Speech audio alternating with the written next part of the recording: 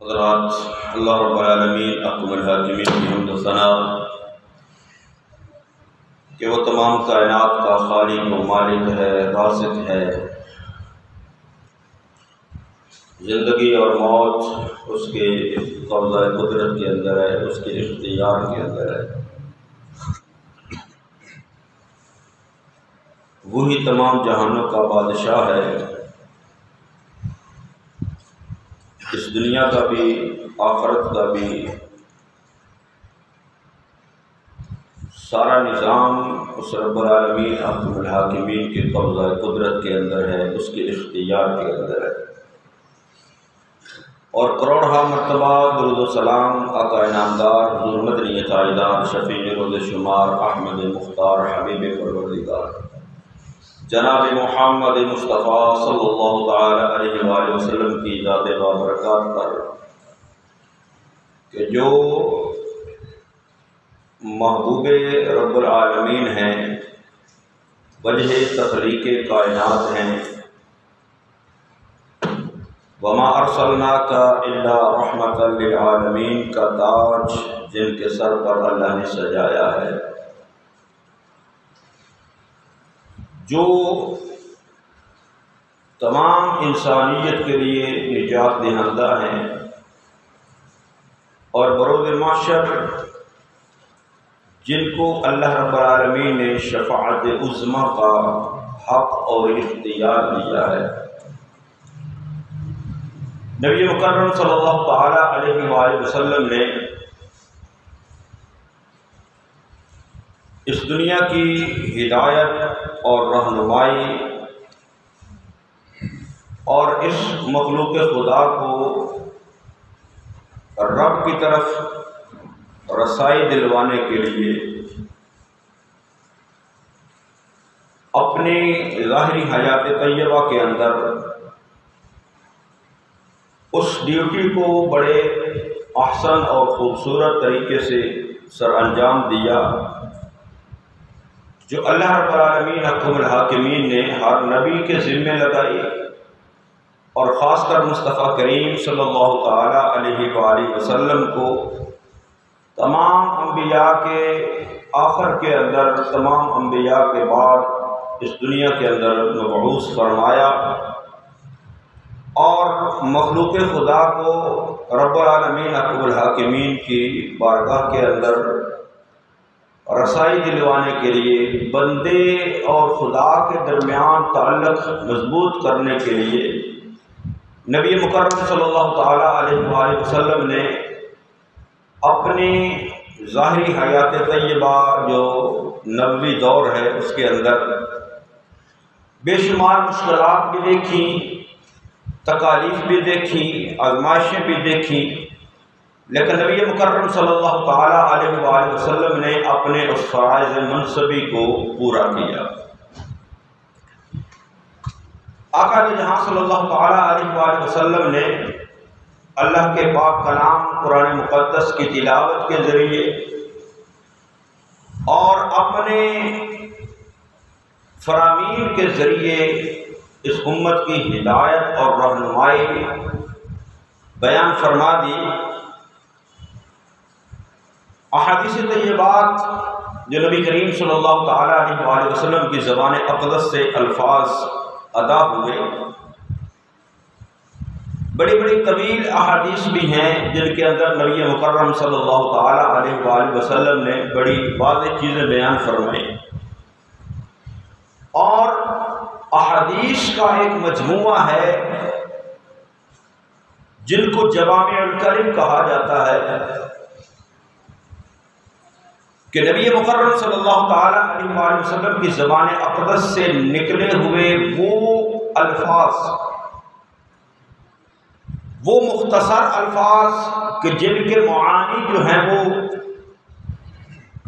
بہت وسیع، اور مختصر الفاظ کے اندر جو ہے وہ پیغام دوسروں تک پہنچانا، اس کو جوامع الکلم کہا جاتا ہے۔ تو اللہ رب العالمین احکم الحاکمین نے اپنے محبوب کریم صلی اللہ تعالی علیہ وآلہ وسلم کو یہ خصوصیت بھی عطا فرمائی۔ فرمایا آقا تو جہاں صلی اللہ تعالی علیہ وآلہ وسلم نے بعثت بجوامع الکلم، فرمایا کہ اللہ رب العالمین احکم الحاکمین نے مجھے جامع کلام عطا فرما کر مبعوث فرمایا۔ کئی لوگوں کو اپنی بات دوسروں تک پہنچانے کے لیے بڑے لمبے مضمون کا سہارا لینا پڑتا ہے،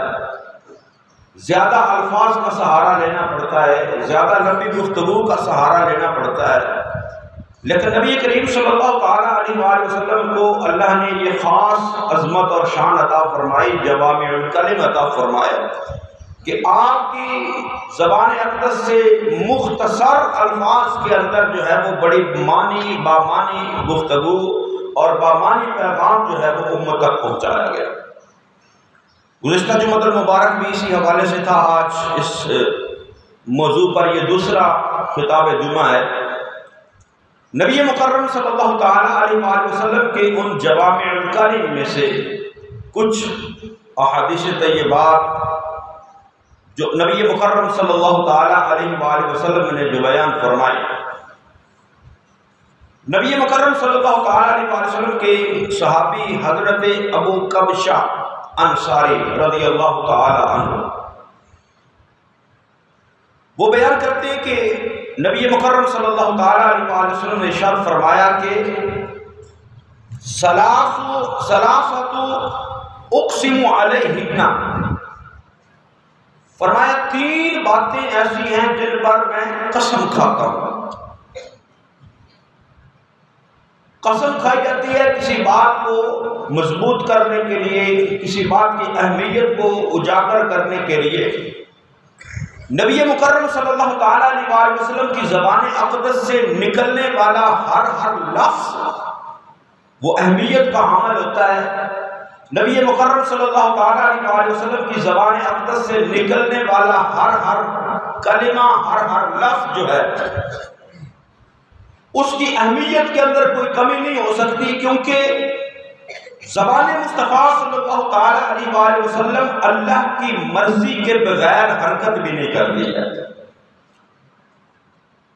جو مصطفیٰ کریم صلی اللہ تعالیٰ علیہ وآلہ وسلم کی زبان اقدس سے نکلتا ہے وہ اللہ رب العالمین احکم الحاکمین کی مرضی کے مطابق نکلتا ہے،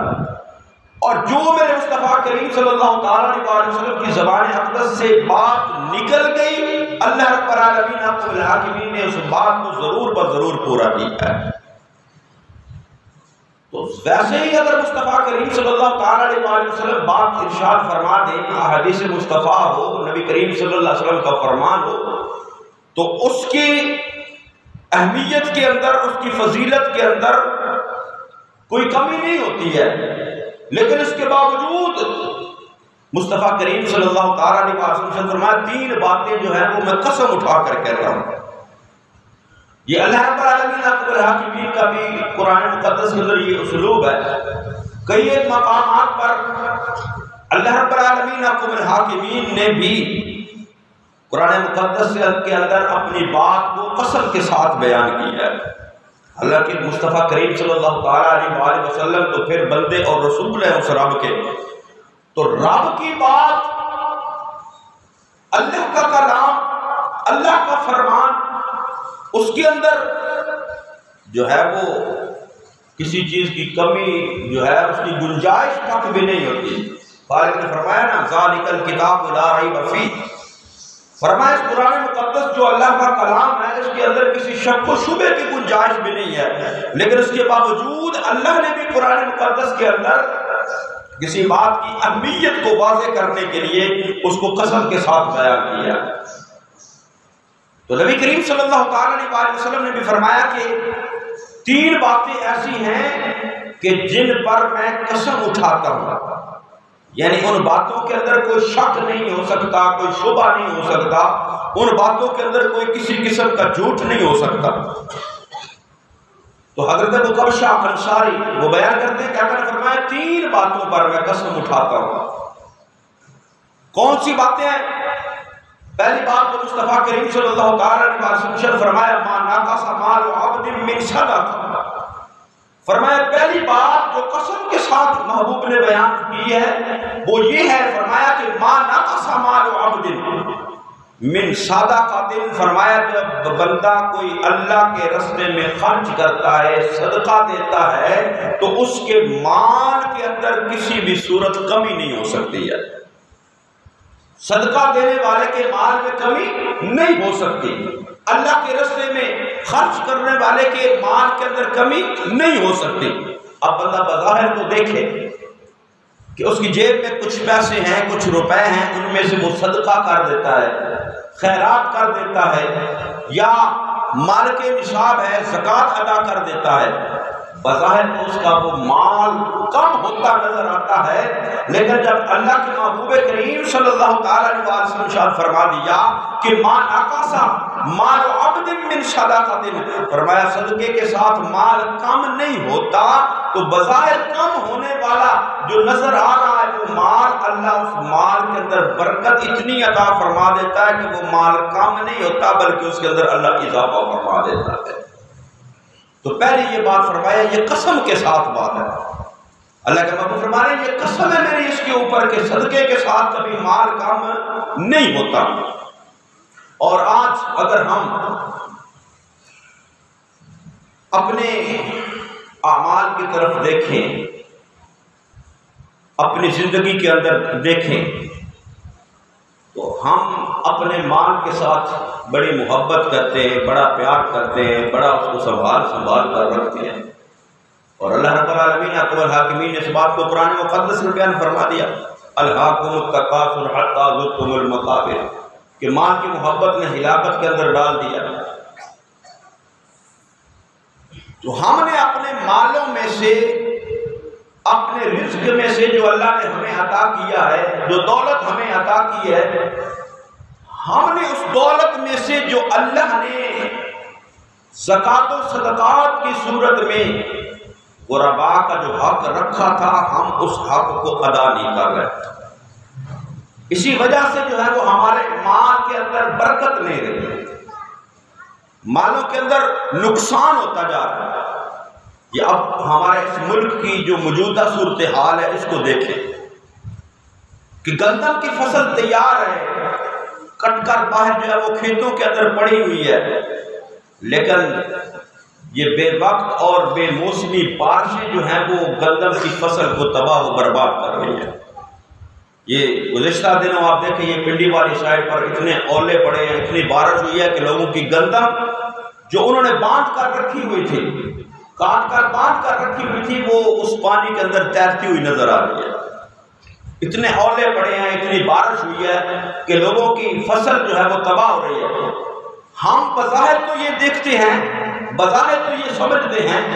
کہ بھئی ہمارا سال بھر کا رزق تیار ہے، ہماری گندم تیار ہے، اور اللہ کی طرف سے بارشیں جو ہے آ رہی ہیں، بھئی عذاب کی صورت تیار کر چکی ہے، لیکن ہم نے کبھی اس بات پر غور کیا ہے کہ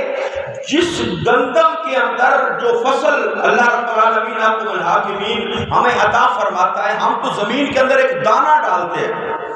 اس دانے سے اللہ جو ہے وہ بالی اور سٹے اور پھر اس سے دانے جو ہے وہ اللہ رب العالمین اگا کر ہمیں دیتا ہے، تو ہم اس گندم کے اندر، اس فصل کے اندر جو اللہ نے حق رکھا تھا غرباء کا، ہم نے وہ ادا کرنا چھوڑ دیا، ہم نے وہ ادا کرنا چھوڑ دیا جو عشر کی صورت کے اندر تھا، کہ اگر بغیر خرچے کے پانی، بارشی پانی ہے، نہری پانی ہے، تو اس پر جو ہے وہ کل فصل کا جو ہے وہ 10واں حصہ، اور اگر جس پر خرچہ کیا ہے پانی کے اوپر اس کا جو ہے وہ نصف عشر 20واں حصہ۔ تو ہم نے گندم میں سے، فصلوں میں سے جو ہے وہ عشر اور زکوٰۃ، جو فصل کی زکوٰۃ ہے جس کو عشر کا نام دیا گیا ہے، وہ نکالنا ہم نے چھوڑ دیا ہے۔ تو ہر سال دیکھیں جب فصل کا موقع آتا ہے بے موسمی بارشیں شروع ہو جاتی ہے، تو ہم اپنی ان باتوں پر بھی ہم غور تو کریں نا، ہم ان چیزوں کو بھی تو دیکھیں نا کہ اگر بے موسمی بارشیں، گندم کی فصل تیار ہے، بے وقت کی بارشیں ہو رہی ہیں، تو اس کے اندر ہماری جو ہے وہ ہماری کوتاہی کتنی ہے، اس کے اندر ہماری کمیاں کتنی ہیں، ہماری کوتاہیاں کتنی ہیں۔ ہم نے جو اس کے اندر، اس فصل کے اندر جو اللہ نے حق رکھا تھا غرباء کا، ہم نے وہ ادا کرنا چھوڑ دیا ہے، اس ڈر سے چھوڑ دیا ہے کہ بھئی ہم اس گندم میں سے اگر 10واں حصہ نکالیں گے، 40 من گندم ہوئی ہے، 1 من جو ہے وہ اگر اس میں سے نکال دیں گے، عشر جو ہے وہ 10ویں حصے کے اعتبار سے، یا خرچے والی جو ہے اس پر 20واں حصہ جب ہم نکال دیں گے، 10 میں سے 1 من نکال دیں گے تو ہمارا تو مال کم ہو جائے گا۔ یہی سوچ ہوتی ہے فصل والے کی، یہی سوچ ہوتی ہے کہ فصل میں سے عشر ادا کروں گا، میرے فصل کم ہو جائے گی۔ مال والے کی یہی سوچ ہوتی ہے مال میں سے زکوٰۃ ادا کروں گا، صدقہ خیرات کروں گا، میرا مال کم ہو جائے گا۔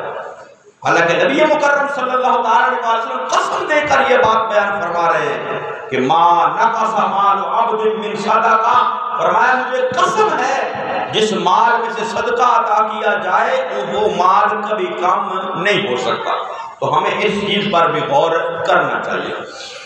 دوسری بات نبی کریم صلی اللہ تعالی علیہ وسلم نے ارشاد فرمایا، قسم کے ساتھ جو دوسری بات بیان فرمائی، آقا دو جہاں صلی اللہ تعالی علیہ وسلم نے فرمایا ولا ظلم عبد مسلمۃ فصبر علیہا الا زادہ اللہ عزا، فرمایا اگر کسی بندے پر ظلم کیا جائے، کوئی بندہ کسی دوسرے بندے پر ظلم کرتا ہے اور ظلم سہنے والا اس پر صبر کرتا ہے،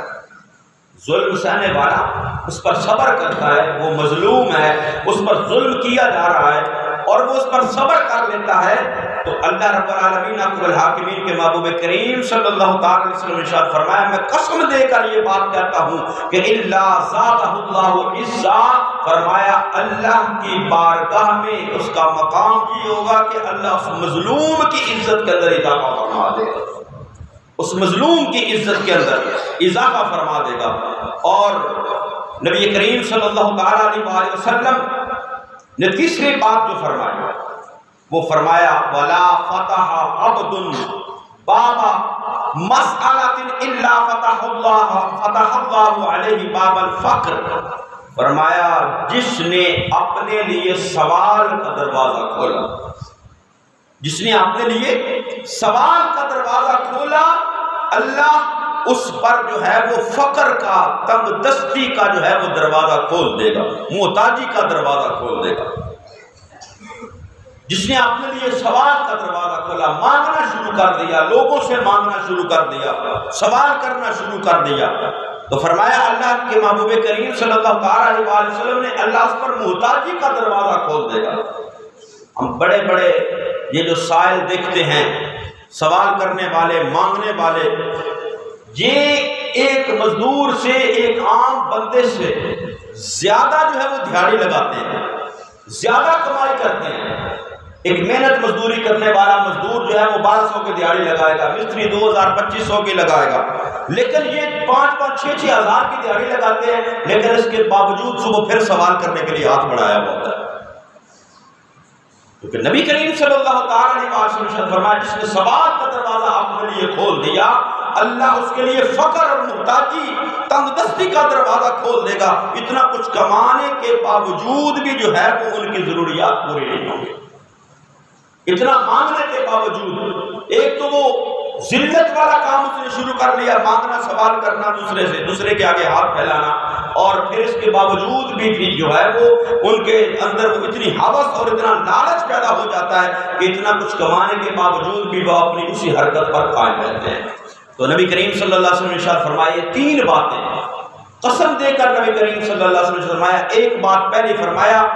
جو بندہ صدقہ عطا کرتا ہے اس کی مال کے اندر کبھی کمی نہیں ہوتی، اور دوسرا فرمایا جس پر ظلم کیا جاتا ہے وہ مظلوم اگر صبر کرتا ہے اس پر، اور صبر جب وہ کرتا ہے تو اللہ اس کے بدلے میں فرمایا اللہ اس کی عزت کے اندر اضافہ فرما دیتا ہے۔ اور تیسرا فرمایا کہ جو بندہ سوال کا دروازہ کھولتا ہے اپنے لیے، مانگنا شروع کرتا ہے لوگوں سے، اللہ اس کے لیے محتاجی کا، فقر کا، تنگ دستی کا دروازہ کھول دیتا ہے۔ یہ 3 باتیں مصطفیٰ کریم صلی اللہ علیہ وسلم نے قسم کے ساتھ اٹھائیں۔ اور اگلی جو حدیث مبارکہ ہے جوامع الکلم میں سے،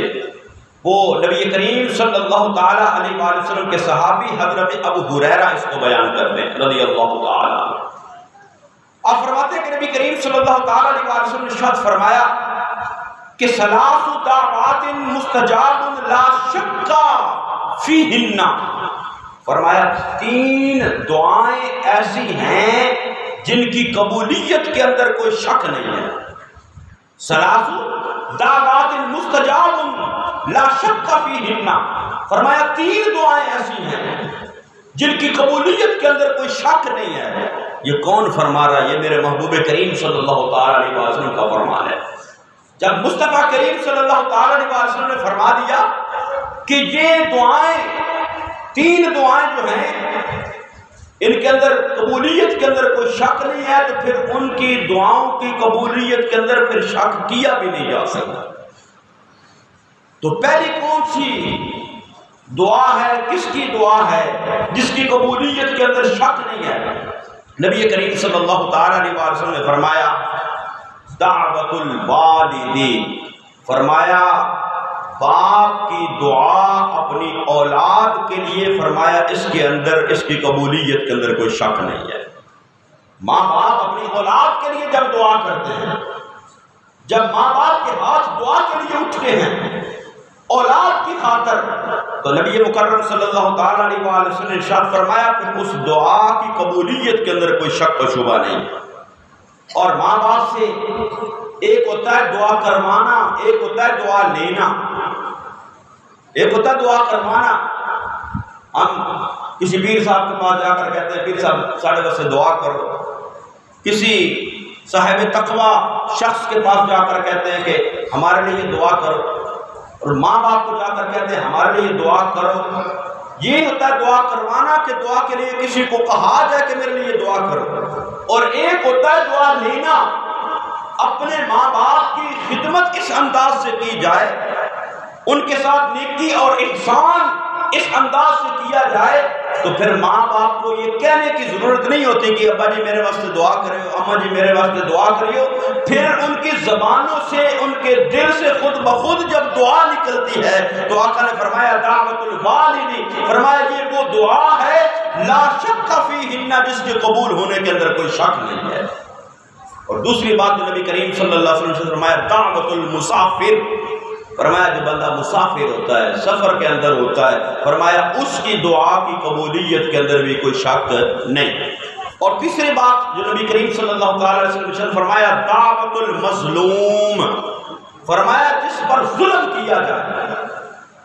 جو مظلوم ہو، جس کے ساتھ زیادتی کی جائے، جس کے ساتھ ظلم کیا جائے، جس کو ناحق تنگ کیا جائے، جس کو جو ہے وہ ناحق تکلیف پہنچائی جائے، وہ جب مظلوم ہوتا ہے تو پہلی حدیث مبارکہ میں فرمایا کہ اگر وہ صبر کرتا ہے مظلوم تو اللہ رب العالمین اس کی عزت کے اندر اضافہ فرماتا ہے. یہ دوسری حدیث مبارکہ کے اندر آقا فرما رہے ہیں کہ یہ مظلوم کی جو دعا ہے اس کی قبولیت کے اندر کوئی شک نہیں ہے. آقا کریم صلی اللہ علیہ وسلم نے دوسرے ایک مقام پر فرمایا مظلوم کی بد دعا سے بچو. مظلوم جب اس پر ظلم کیا جاتا ہے تو اب وہ اگر کمزور ہے، اگر تو طاقتور بندہ ہو، تگڑا بندہ ہو، تو اگلے نے ایک چپیڑ ماری، اگلے 2 رکھ کے مارے گا. اگلے کو اگر طاقتور ہو،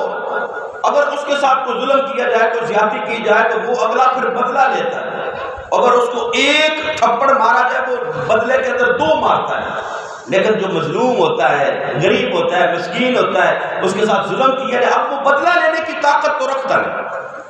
بدلہ لینے کی طاقت وہ نہیں رکھتا. وہ کیا کرے گا؟ وہ خاموشی اختیار کرے گا، صبر کرے گا. اگر تو صبر کر لے گا پھر اللہ اس کی عزت کے اندر اضافہ فرما دے گا. لیکن اگر اس نے کسی کے ظلم سے تنگ آ کر اللہ کی طرف ہاتھ اٹھا دیے نا دعا کے لیے،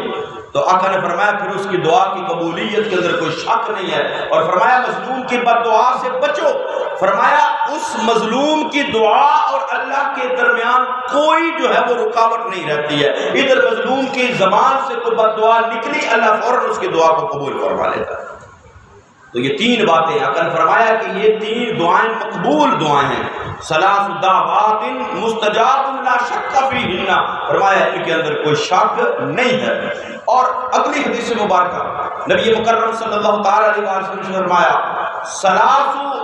لیس لأحد من الناس فیہن رخصۃ، فرمایا 3 چیزیں ایسی ہیں کہ جن کے اندر کسی بندے کو کوئی رخصت نہیں ہے، کوئی رعایت نہیں ہے، کوئی معافی نہیں ہے. 3 چیزیں، فرمایا 3 چیزیں ایسی ہیں جن کی کسی کو کوئی رخصت نہیں ہے، کوئی چھٹی نہیں ہے، کوئی معافی نہیں ہے. وہ کیا ہے؟ فرمایا بر الوالدین مسلما کانا او کافرا، فرمایا والدین کے ساتھ اس نے سلوک کرو، نیکی کرو، اگرچہ وہ مسلمان ہو یا کافر ہو۔ تمہارے لیے تمہارے ماں باپ ہے، نیک ہے بد ہے، مسلمان ہے کافر ہے، وہ ان کا اپنا فعل ہوگا، وہ ان کا اپنا کردار ہے، وہ ان کا اپنا فعل ہے۔ فرمایا تمہارے لیے تمہارے والدین، تمہیں حکم یہ ہے کہ ان کے ساتھ نیکی کرو، ان کے ساتھ حسن سلوک کرو۔ فرمایا ان کے ساتھ حسن سلوک کرنے کے اندر جو ہے وہ تمہیں کسی صورت کے اندر کوئی رخصت نہیں، کوئی معافی نہیں ہے، اور کوئی جو ہے وہ تمہیں اس کے اندر چھٹی نہیں ہے کہ ماں باپ کافر ہے تم ان کے ساتھ نیکی نہیں کرو۔ ہاں نبی کریم صلی اللہ تعالی وسلم فرمایا کہ اگر کوئی ماں باپ اسلام اور شریعت کے خلاف حکم دے تو وہ حکم ان کا ماننا جائز نہیں ہے۔ اس کے علاوہ وہ ان کا اپنا کردار ہے، مسلمان ہے کافر ہے، اچھے اعمال والے ہیں برے اعمال والے ہیں، نیک ہیں نیکوکار ہے بد کردار ہے، وہ ان کا اپنا عمل ہے۔ تمہارے لیے تمہارے والدین ہیں، ان کے ساتھ نیکی کرنے کے اندر حسن سلوک کے اندر تمہیں کسی صورت بھی معافی نہیں ہے۔ دوسرے نمبر پر نبی کریم صلی اللہ علیہ وسلم ارشاد فرمایا والوفاء بالعہد والمسلم کان او کافر، فرمایا وعدہ اگر کیا ہے نا کسی کے ساتھ، چاہے کسی مسلمان کے ساتھ کیا ہے چاہے کسی کافر کے ساتھ کیا ہے، جو وعدہ کیا ہے اس وعدے کو پورا کرو، اس وعدے کو پورا کرنے کے اندر کوئی معافی نہیں ہے۔ اللہ رب العالمین حکم الحاکمین نے فرمایا وَأَوْفُوا بِالْعَهْدِ إِنَّ الْعَهْدَ كَانَ مَسْئُولًا، فرمایا اپنے وعدوں کو پورا کرو، وعدے کے بارے میں قیامت والے دن سوال کیا جائے گا۔ وقال فرمایا وعدہ جو ہے اس کے بارے میں بھی کوئی معافی نہیں ہے۔ اور تیسرے نمبر پر فرمایا وَأَدَّ الْأَمَانَةَ إِلَى مُسْلِمٍ كَانَ أَوْ كَافِرٍ، فرمایا اگر تمہارے پاس کسی نے امانت رکھوائی ہے، کسی کافر نے رکھوائی ہے کسی مسلمان نے رکھوائی ہے، تمہارے پاس وہ امانت ہے، اس امانت کے ادا کرنے کے اندر جو ہے وہ تمہیں کسی صورت کی رخصت اور معافی نہیں ہے۔ نبی مکرم صلی اللہ تعالیٰ علیہ وسلم کی سیرت طیبہ کو پڑھیں، نبی کریم صلی اللہ تعالیٰ علیہ وسلم کی حیات طیبہ کا مطالعہ کریں۔ اعلان نبوت کرنے سے قبل نبی مکرم صلی اللہ تعالیٰ علیہ وسلم نے اپنا کردار کیا پیش کیا معاشرے کے اندر، مکہ والوں کے سامنے کردار کیا پیش کیا کہ وہ کافر ہو کر مشرک ہو کر بھی اپنی امانتیں جو ہے وہ مصطفیٰ کریم صلی اللہ تعالیٰ علیہ وسلم کے پاس رکھواتے تھے، کیونکہ ان کو یقین تھا کہ یہاں رکھی گئی امانت اس کے اندر کبھی خیانت نہیں ہوگی۔ اس لیے تو آپ کا لقب جو ہے وہ بچے پڑھتے رہے صادق اور امین، تو صادق اور امین آپ کا لقب اس اعتبار سے تھا کہ کافر بھی آپ کے پاس امانتیں رکھواتے تھے، اور اعلان نبوت کے بعد بھی وہ کفار کا سلسلہ جو تھا امانت رکھوانے کا، وہ انہوں نے مانا نہیں مانا، وہ ان کا کردار تھا اپنا، انہوں نے نبی مانا یا نہیں مانا، لیکن ان کی صداقت اور امانت داری کے اندر جو ہے وہ کفار کو بھی شک نہیں تھا۔ حتیٰ کہ جب ہجرت کی رات مصطفیٰ کریم صلی اللہ تعالیٰ علیہ وسلم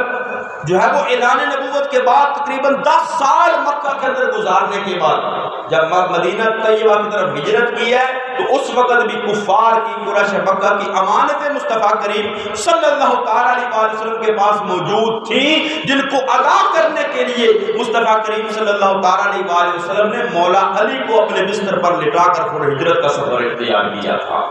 تو یہ 3 باتیں اگر فرمایا ان کے اندر کوئی رخصت اور کوئی معافی نہیں ہے۔ ایک والدین کے ساتھ اس نے سلوک چاہے مسلمان ہو یا کافر ہو۔ دوسرے نمبر پر جو ہے وہ وعدہ پورا کرنے کے اندر کوئی رخصت اور معافی نہیں ہے، وعدہ اگرچہ کسی مسلمان کے ساتھ کیا ہو یا کسی کافر کے ساتھ کیا ہو۔ اور تیسرے نمبر پر فرمایا امانت کو ادا کرنے کے اندر کوئی رخصت اور کوئی معافی نہیں ہے، چاہے امانت تمہارے پاس کسی مسلمان کی ہو یا کسی کافر کی ہو، ان کو بہرحال جو ہے وہ ان کو ادا کیا جائے گا، اس کے اندر معافی نہیں ہے۔ تو یہ مصطفیٰ کریم صلی اللہ تعالیٰ علیہ وسلم کی زبان اقدس سے نکلنے والے وہ الفاظ ہیں